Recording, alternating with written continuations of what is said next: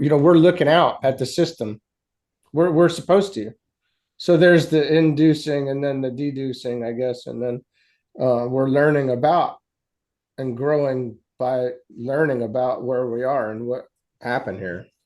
So it really does all make sense that the mystic who goes into the heart has to go to the head and learn about all you go inward so you can go back outward so you can round it all off. Yeah, and you can't bypass the mental. No, I wrote that down, by the way. You don't get to the fourth except through the fifth, the mental. So you don't get to the fourth plane except through the looking upward. Yeah, right. And he says that very, very clearly. You can't. You can't. Right. He makes a point that there are key pieces there you have to have, and consciously, and that's the only way you're going to get them. And without that, you don't go further. Yeah, you would be skipping over the subplanes, or you'd be skipping over a plane and over the subplanes, and you wouldn't have that. What's in there? Well, you wouldn't have your entire history. Mm. That's what the soul is doing. It's like a house of history. All of your experiences here, every lifetime is synthesized and saved within that soul. That is your history. And that is starting from the beginning. And so you do not have that consciously until you do the third. That's what the third gives you. And then it gives you the initial contact points because you built the anakarana at that time to make the contact with the atoms of the triad. Anybody else have questions, comments? I imagine, well, not imagine. I think if you're missing those pieces to move up, you keep getting sent back on repeat until you get all that to move up. Yeah, I don't even think you move up. You don't get shot at moving up. In other words, makes it very clear that the soul itself is in control at a certain point in as you have to accomplish this and this and this and this before the soul even have any interest in you. In fact, he indicates that the new soul, so to speak, or one that hasn't had many incarnations, the soul does not have any interest, and in a sense, I think the discussion was like turns it back. It never looks on the initial incarnations because there's no development that's of any consequence to the soul. So it doesn't even pay any attention to the early stages of it.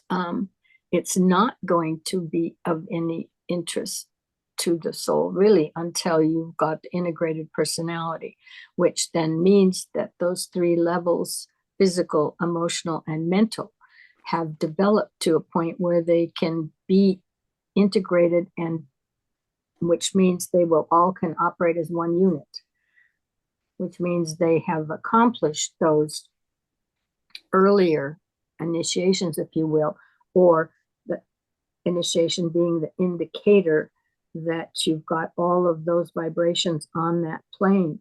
So you will not be called back because you're missing one that you have to go get, and then it throws everything out of kilter. So yeah, you don't, I'm sure that on the astral plane, maybe you can really bounce around for a while. And so much it's fluid. All 7 levels are all function as a unit in the astral plane, where they don't on the mental plane or your other planes, but they do there. So this is one giant, that can go and really get thrown out of whack. Right. And certainly even over time, I would think whatever time is throwing in there, bringing, then gets mixed into this mess. Yeah. That's what I was more referring to. Was, I think, get to the third and kind of floating through that mosh pit in the astral, right?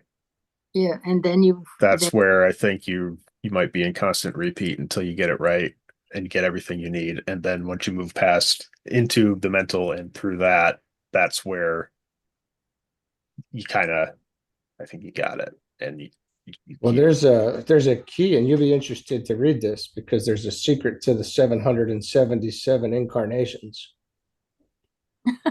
okay.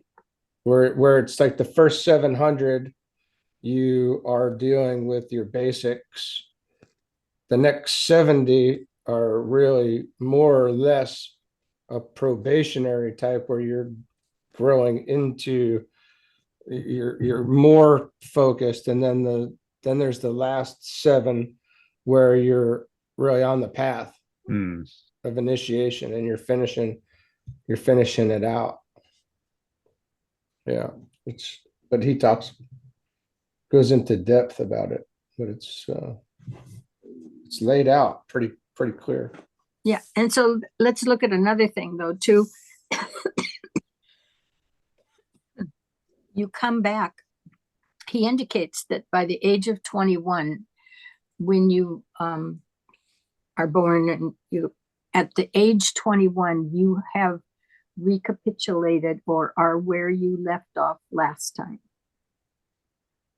That's where you pick up. And that's the age that we are at that point in time. And then let me jump to another subject, is because I had a girlfriend when the Maharishi came here in the 60s and became fairly prominent, certainly in Southern California. They had a television station, and they were fairly well known and prominent.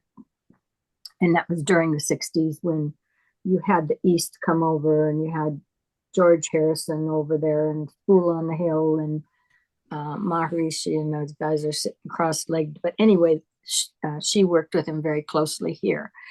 And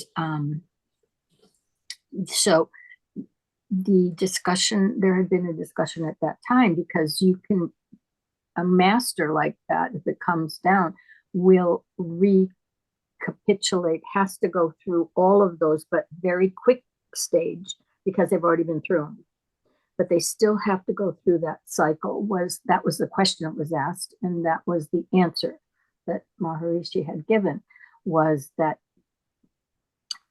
but because if they're a master, and obviously they were, and then they incarnate, there is a point, I don't think it was definitively defined as a particular age bracket, but that you capitulate, but very, very quickly up to that level of mastery that you had. That is the other alternative. You don't accomplish that, and if you're coming back, have to go through it all as if you never had it. You go like a speed zone, you got a rocket ship or a fast car, or however you want to look at it. The elevator goes up quick, and you get to where you were, and then you go from there. So it's not like if you didn't do it all in one, you'd be doomed to start at the beginning again.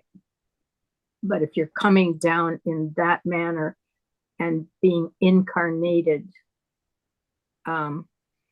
rather than the Maya Varupa, which I don't know how many people use the Maya Varupa and how many do come back through a physical body where there's been made for them.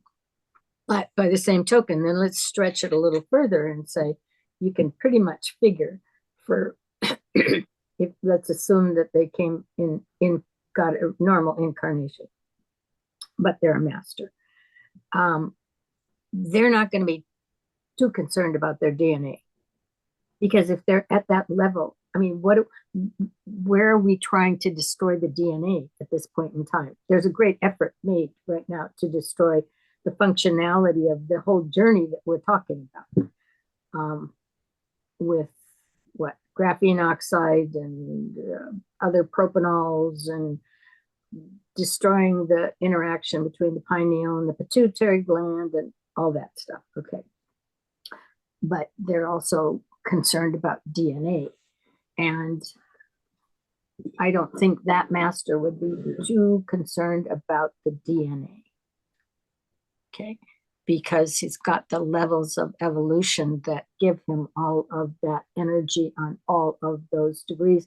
So when you get over to the your senses and the levels of sense that they function at and all of that, that's already built in there. That's already there to just download again because they've already done it. And so those awareness, that etheric body and all of that they'll just build all that right in very quickly, if you will. And so then they have those levels of awareness. And when you get to the senses, and you've got 5 of them, and each of them has 5 levels. And as you build out each of your initiations going upward, then the build out and the etheric level on that level is occurring at whatever level you're at. So then you can get to the spirilla. Have you gotten to that, Johnny? Talk a little bit about it. We're talking the physical permanent atom. Yeah, so they contain all the information basically for that plane, right? Okay. The spirilla have vortices in them. Okay. And in other words, if you've got one, evidently that would be totally just the permanent atom. Okay. It's not going to have much of an intake. But evidently the spirilla that get, I don't want to say drilled into them. Okay. But for every level of the initiatory process, there's one more spirilla that goes into the physical permanent atom, if I understand it correctly. And so I'm looking at this and I'm thinking, okay. And because he talks about people, let's say, who are fairly well advanced, and then they have children. Okay. And the spirilla, this stuff gets cast off, as do cellular structure, so on and so forth, from advanced people who have the spirilla. Let's say they're 5th degree initiate. Then there's 5 spirilla, is what I'm understanding, in each permanent atom. And that oftentimes that he talked about, or maybe it was Annie Besant, that the children who are around there, if they're really advanced, they need those atoms, they need those spirilla in those atoms, so on and so forth. And they aren't necessarily born with a body that already has them like that, because we're just moving into those realms. But like viruses are cast off, so is some of this stuff. And then the body that needs it, if it's around, picks it up because it can use it. And I'm looking at those spirilla and I'm thinking, okay, well, for each level, you get another vortice going in, which is a level of communication, an avenue of communication, of being able to pick up, because your senses, first of all, if you didn't have any, I mean, you'd be a slug for sure. And a slug actually has a sense, because it certainly has a sense of touch. It knows where it wants to go and where it doesn't. So all I'm saying is, and when you look at the twin dimensions and they talk about the development of these senses and how important they are, if none of them are operating, you don't know anything. You don't see anything. You don't hear anything. You don't feel anything. Okay. So in that developmental process, which is initiatory, and then it's also developing the etheric body and consequently the physical body. Your advancement and your level of awareness around you and on whatever level you are is developed. So if so that you can interact with whatever is on that plane, but without it, you don't have it.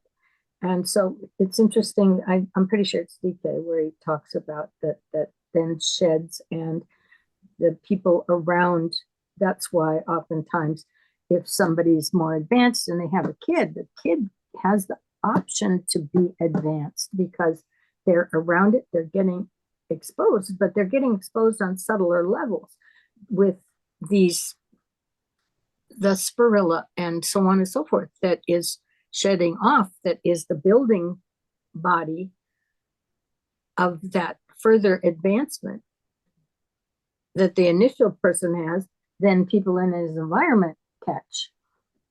So yeah, there's a connection with the fifth spirilla and the five-pointed star and the five senses at the third initiation. right. And I think after that, though, I want to say on the fourth plane, on the Buddhic plane, surprisingly, at the plane of union, there's actually only four there. So in a sense, I think we come all the way down to build them in. So as we're going back up, but I think the fifth spirilla right now is as far as this is as far as it goes at the third. I want to say I for don't know. this system currently, but I don't know. Yeah. Well, maybe I don't. I'm just saying that that's the game plan, that it's all coordinate, and the senses are how you really, you pick up a lot of information, and when they're active, and that doesn't mean the guy next door to you or people you associate with are aware that those are active in you, because they're not apparent, they don't stick out anywhere, or anything like your Martian creatures or whatever picking up data. So people don't understand necessarily why other people come along and they have information or data or opinions or attitudes, but they just walked into a room and the information is there because they can receive it. So they have it. Or if I want to go into astrology, I can talk about Pluto, 9/10 is below the surface. If you have the capacity to be aware on those levels, you're picking up unseen data all the time. You walk into rooms and you already have connections below the surface with probably a lot of these people, and you're reading everything that's going on in the room. That's why oftentimes you command and control the room. And that command and control is given to you, all on a subtle level that nobody sees. Okay. Yeah, that's why you hide. So anyway, there's all this stuff going on that the majority of the people still don't understand, but it's there. And so sometimes you can really piss people off. Mm-hmm. So, I have a question. So along those same lines, there's, the epigenetics guy. I don't remember his name right now off the top of my head. Matter. He talks about, basically he talks in real physical way. He talks about the aura of these bodies, but he says you have yours, and then every time you're interacting with somebody, you're basically coming into their field with them. And he says your high vibration is now going to intermingle with the vibration of whatever this other person is at. And he's saying that automatically there's a balance that happens and you kind of meet in the middle. So you're going to interact at that balance point, basically. And, that's a real simplified way of saying, I think, some complex things that DK talks about. But does that make sense to you? Does, Okay, well, you started with epigenetics, right. but that's not what you're talking about right now. No, just, he talks about your field, you You know, know what epigenetics is? I, Your current experiences are rewritten over the top of your current physical DNA. Has nothing to do with what you just talked about. right.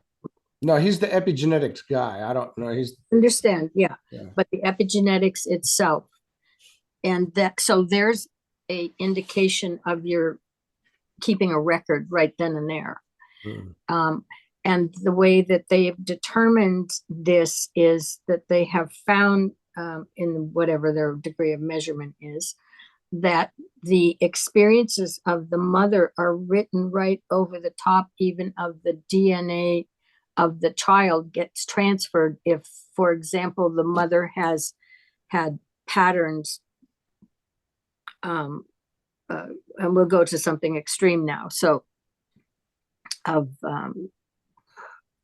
I don't know, being beaten or some extreme patterns that change and our records of experience. And these were talked about as being emotional, that get rewritten on top of the woman's DNA. And then it is, if she gets pregnant, has a kid, that pattern transfers over that record to the child. That's epigenetics. And so it's overwriting the DNA you have in the here and now. And the functionality of that DNA in the here and now for a given individual. That's epigenetics. The epi is being written on top of the DNA, your gene base, in real time. Okay. I don't know if I fully understood what you were saying about the merging of those two, because what I'm originally saying is you resonate to that level, whatever it is. You think there's a middle, or are you going all the way down to where the other individual is? Are you meeting in the middle of your vibration? Well, first of all, if you're talking where everybody here can hear the range of the notes of my voice, that's just a human voice. Okay. I mean, if I was some little space creature that was speaking on upper tones that you could not hear because your ear can't hear them, I do not necessarily know that as a little thing, and I'm going on some real high level that you can't hear. I'm not saying that we're going to meet in the middle, and I think that's what he's saying. So I don't see it necessarily that way. You're going to resonate to where you both are, but that's your invocation evocation operating in and of itself, which is something worth talking about, because DK says that's the new religion, or the new form of prayer, or however you want to look at it. Yeah, we've talked about before, like when you are around other spiritual people, or even highly advanced people, then it's like you can catch an elevator ride up to the next floor maybe, or get a little boost. Well, yeah, and I suppose I would say the same thing I would say is if you read DK, you put it in. That's the invocation that DK is talking about. And it goes to find the match out there. And now we're talking consciousness. So it's in consciousness. And it is going to draw that to you. That's why, I mean, it was such a phenomena for us when I first started DK in the 60s, because we all experienced it. We read it, or I listened. My mentor read it to all of us. And the next week we come back and we look at that. I don't recognize this. This isn't what that said. That isn't the words. I never read that. Okay. And could never figure out why. I mean, went decades never figuring that out. And finally, I thought, the invocation, evocation, that's exactly what's happening, in as much as we read the books, the words that DK laid out. And like I've told you, I'm always adamant about don't read material where the author is not highly advanced to know exactly, living in the realm that he's talking about. Because if you get the authors that do, then the same principle Christ said, follow me or believe in me and you will be drawn up. Yes, that's the way it works. So that was what was happening with the Bailey material, was we were coming back and the invocation was his words, and the evocation was a further level of information that's already out in consciousness that was connected with those words, that further enhanced the awareness of us now. Because we were looking at it and saying, that isn't even the words we were reading. Because we now understood them in a fully another expanded dimension. That's how you build it in, frankly. And so, that is the key. But if there's people out there who've experienced the Rainbow Bridge. Okay. Somehow they've had, and a lot of people, especially your early ones, your second initiation, you don't know how the hell you get there. When it's there, that was always the magic thing, was to get the door to open. You could get to the door, but then the door had to open. And then it was a big wonderment. Well, how in the hell do you do that? And what makes the door open? Because we were not dealing with the mental realm then. We were not dealing with the quantum. It was hardly spoken of. We didn't understand that and we're not focused that we were electromagnetic creatures. We were Christian beings. Is basically what it was. And that's the age of Pisces, and it's emotional. It's Neptune.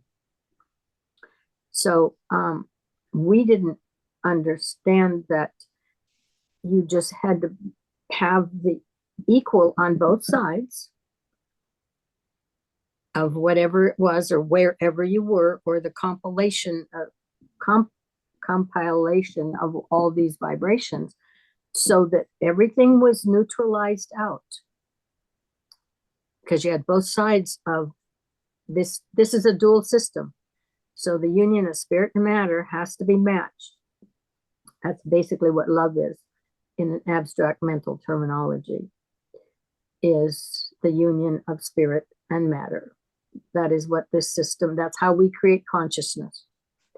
And it's misinterpreted as all that emotional stuff down in the astral plane, because they're mixing and matching their energies, and we call it love. And there's temporary love, and then there's love that lasts a lifetime. But anyway, but to get the door open on the initiation was when you had done what Annie Besant said. You got them all of those vibrations, so they're all neutralized. Spirit and matter have been unionized all the way up, made union. So there's nothing to pull you back, because you're not missing any. You've got to have the full plane before you have an initiation on that plane, is what is said. Okay. When that happens, and this was just a wonderment, and my God, what makes the door open? You got two magnets, take them. What is it? Opposite poles. You put them together, and you can only go so far, and you can't make them touch. Okay, so what do you got? You got a space that you can move through. Libra is a sign that is often connected to this initiation in terms of a personality, but for a reason. First of all, it's the only sign that's organic, that's inorganic of all 12 signs. It's the scales. You've got creatures, life forms for just everything else except that one. And when the scales are balanced, there's a pathway through. That's the door you can go through. So down here, that's basically what that represents. And so to get to that point, it is a union of spirit and matter. It creates consciousness. If you look at Walker's book, The Physics of Consciousness, you find out this body is a conscious creating piece of machinery. That's what we're doing with it here. Okay. That's why it is important that it operate and you don't mess it up. And so there's been extensive damage done through various kinds of drugs that actually do damage to the physical body to a point where it can't be repaired. And it can no longer then function the way it was supposed to achieve the goals that the physics of consciousness talks about in our consciousness creating aspect. Which is another setback, but they're deliberately and intentionally been made to be setbacks within our own system, but that's it. And so then that's getting to that gate. And so, like I said, the way you build it in is, and Michael Robbins did the same thing when we were talking one time. I'd known him for almost since I was, our paths crossed, but didn't know it when I was like 21. And I dealt with some of the people he knew to do some stuff for them. And eventually, I don't know, 20 years later, crossed paths for a while. Again, when he would come to Southern California to do some work. But, and he was indicated he was a third ray monad. So he was a failure out of the moon chain and had come here. And so then felt that he was first in line to be a great teacher here, and put together a great network, which Donnie, I think you've listened to a lot of this material. Yeah, I'm maybe Tom and Patty too now at this point. I don't know. Yeah, good work. And but the third ray did not have the concept of love. Okay. It wasn't there. It was creating intelligent matter that now bring it into our second system, of which it's part. And we had matter that could identify with intelligence. And so now we can build something and put it together, because if you had some thought over here, the physical stuff knew what to do with it because it could recognize it and could follow.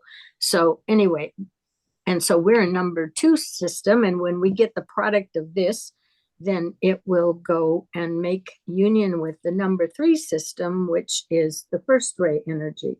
But you had the third ray energy, and then now you've got the second ray energy, and then you're going to have the first ray energy.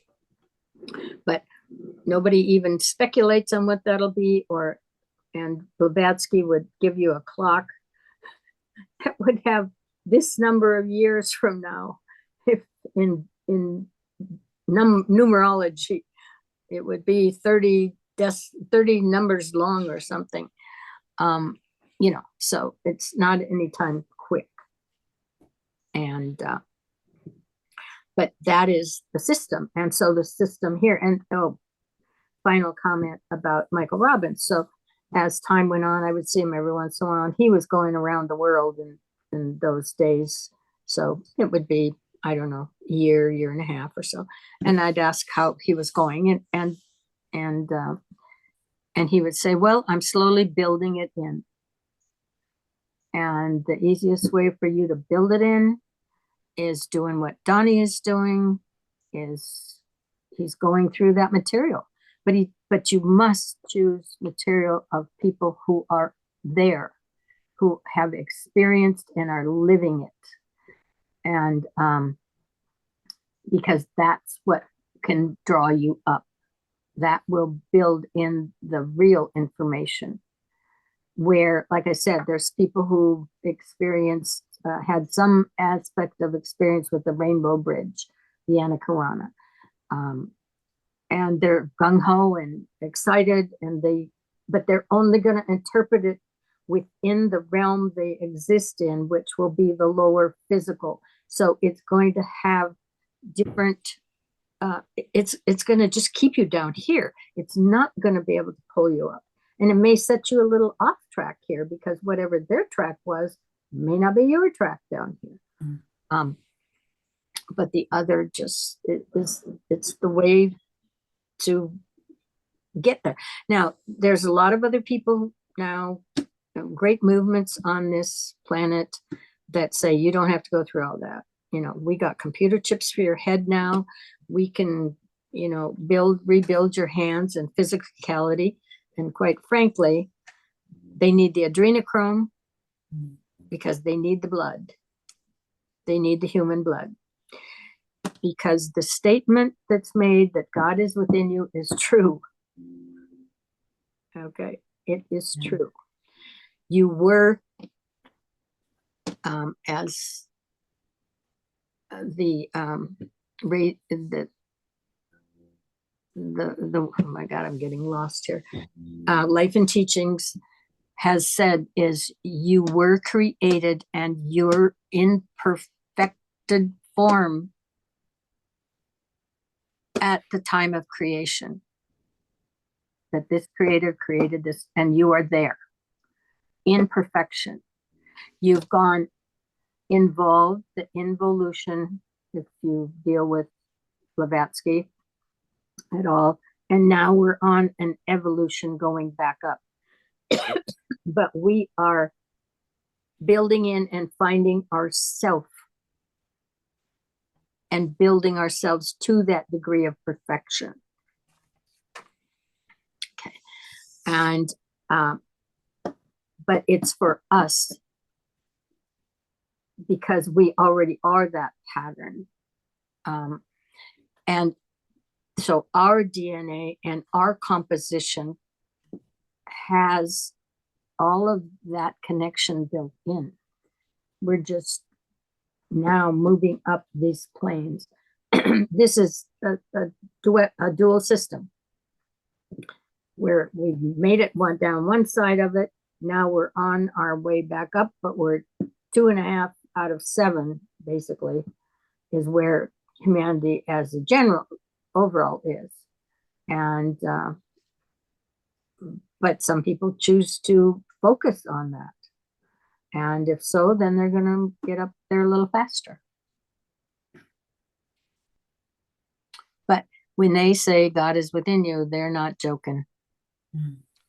Well, it's even seen in the blood system, and the arteries and veins and the white and red blood cells, on the outgoing blood and the incoming blood, and the duality of the two, and the involutionary and evolutionary. It's all repeated through the system. We see it. We can see it everywhere. Are you seeing it etherically? No. The day will come when you can. Yeah, that would be great. Yeah. Yeah. Yeah. Then you know it for sure. Mm.